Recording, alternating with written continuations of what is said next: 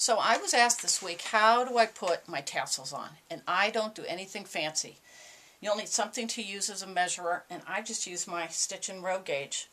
That's 6 inches long, and I'm going to use a contrasting yarn so you can see it's a simple, fast way of finishing up your Afghans. So I wrapped it around 15 times, and when I cut my yarn, I'm going to leave a longish tail. Now, I wrap around 15 times for the ends that already have some yarn coming out. This is where I cast on. This is my extra yarn. On the other two corners where I won't have working yarn coming out of the project, I'll wrap it around 18 times. And that's so that my tassel isn't too thick. You know, if your tassel is too thick, it's going to look stupid.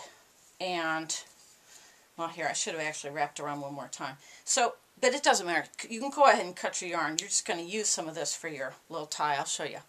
And so you want to cut that at just one end. And it doesn't really have to be that good. I'm not a perfectionist when it comes to my tassels. But you want to get a hold of that clump. So now that you have your little clump of yarn, and it's cut in half, and you're going to hold that right sort of at the fold. And then here's where your tail is coming out. And just, you can use your finger or you can use a crochet hook, and you want to put it through where your finger is, if you will. And so now I have the fold of yarn over my crochet hook, and I'm going to pull it through that opening, but I'm only going to pull half of that clump through. That's the technical word, clump of yarn. Okay, so now I've got my yarn through there, and the end of my working yarn, my tail from when I cast on. So again, I just did this in this color so you could see what I was doing. So it's through the same opening, and if they've got discombobulated when you were putting that through like that, discombobulated, that's the word. You can straighten them up a little bit, doesn't matter. I trim them just a little bit with my scissors. So now you want to take that little extra bit you measured off and put a good stout needle. I like metal needles to do this. And all you need to do is make yourself, don't turn it into a knot. You want to just take that yarn then and tie around like so. And now you can take this end and you're just going to wrap it. You could put the needle on last if you want. Doesn't make any difference. Notice I'm just wrapping it around the base of that. It doesn't have to be fancy. But if you knot it, you'll see it. And it looks ugly. Trust me.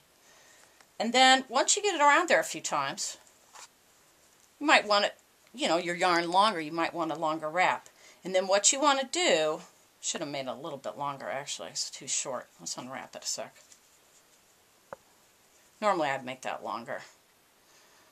So now I have to put my needle back on. But the point is, once you've got that around there, now you can take, this is the yarn you've wrapped around, and you want to go up under the wrap. You don't want to be way up above in the yarn itself, but you want to be under the wrap and bring that little tail of yarn through, and then do it again, so that gets caught in there. Now, that's going to be shorter than your tassel. And if that happens, where it winds up too short, just cut it off way up there. You'll never see it. And then, if you want more wrap around there, you can do that with the other side of that thing you tied.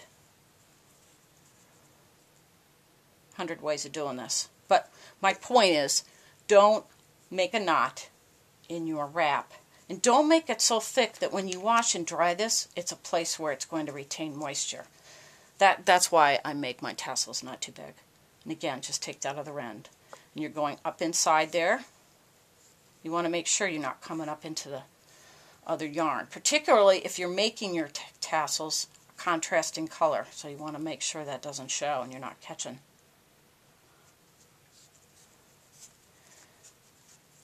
And then when you're finished, I won't cut my white now because this is just, you know, we're just pretending. And then you can, I just hold them loosely. I am not a perfectionist about my tassels. But you want to make sure they're even. And if I were doing this for real, I would have done a nicer job, and they'd all match. You know, that was probably that one that I used as a tie. So you can cut it off short if that's the case. But, you know, don't make, and then it would actually be this thick. So 18 pieces of yarn. And you'll want to do that in every corner. But that way you don't have to weave in any tails, and it's much faster. You can do the same thing if you're making an Afghan that's several colors. You can make pom-poms or tassels. And when you go to fix a mistake, it's just like, remember what we did when I showed you how to fix a mistake when it's, you know, early on, way up here. But if it's not, and of course now I have blue yarn on the floor. That wasn't very good thinking on my part, because I'm going to have blue yarn in my white thing. But here's what you want to do. So let's say you've made a mistake somewhere. You always want to look at both sides before you cast off, because the mistake may not be a stitch you did wrong. The mistake may be that you dropped one strand of yarn, and it might not show on one side, so be sure you check both. And let's say for a moment that you made a mistake that's way back here, you know, or whatever. You need one stick, just like on knitting needles, that's a little smaller than your original pipe, and all you want to do is kind of spread this out. I use the 30-inch long, so this is a good reason. You want to make sure you have enough space for your stitches on your knitting rods, and you want to localize that mistake. And if you found your mistake was, you know, whatever, way back in here, it's easiest if you mark the mistake. So let's say this was the mistake, and I want to fix all the way back there or here. It doesn't make any difference. You can go all the way. And then take your, it's easier if you do this on a floor so there's no tension on the knitting. And then spread this enough that you can figure out what column that belongs to up above. And so that you can go back later and find it. And then what you want to do is avoid the cat with your, I'm just using, you could use a dowel rod, you could use your knitting needle, you could use your small knitting sticks, and I just put it inside my pipe. And that way I can take off those stitches then to get to the column that I want to fix. You might have to push these up, but you need a place to put those, and it should be smaller. It'll be easier. And just kind of push them till you get to that stitch. And then what you can do is slide that one off that you've put the marker on. That's just to give you, to know what, so you can see what you're doing. And then you can take that stitch off, and then you would be able to go all the way down. And then just count as you're removing them. Make sure you don't take off your other stitches off your sticks in the meantime. You could even do this. Once you've taken your stitch off to fix it, put your little skinny stick back in your big one so that you don't lose your other stitches while you're messing around with this guy. And then just like before, you can just count. And you can say, I'm taking out 1 back stitch, 2 back stitch, 3 back stitch, 4 back stitch. And you can see that these yarns pretty much stay by themselves like a rung of a ladder. And when you put them back in, and you would go all the way down and count, you know, see, or pay attention to the pattern. Once you've done this pattern for a while, it'll be easier for you to see what's supposed to happen. And when you put them back in, you know, just count your way back up the road. But you can just go all the way down. So that was 4, 5, 6. But now the pattern changes. 7. There's a, oh, so that was a front stitch. So there's my, okay. Now look, I lost count because I was talking at the same time. So now you got to look at your pattern or your chart. You say, well, you know what? I need to see a bar So that means I need to make a front stitch and make my old stitch come to the front. You know, so it's not rocket science. It's just like knitting. It's just like fixing knit stitches on regular knitting needles. Same thing here. I think this needs to be a front stitch because I think I need a bar there. And, you know, frankly, I don't even remember what this one was. So you just try. You just go, well, what's that look like? Because I don't have my chart down here now. But you get the idea. I think that's the way that goes. And if you're wrong, it's not that big of a deal. You just go back and fix that again. I would have been more of a thinking about this while I was looking at my cat. But let's say your cat walks in the room like just now and gets you all messed up.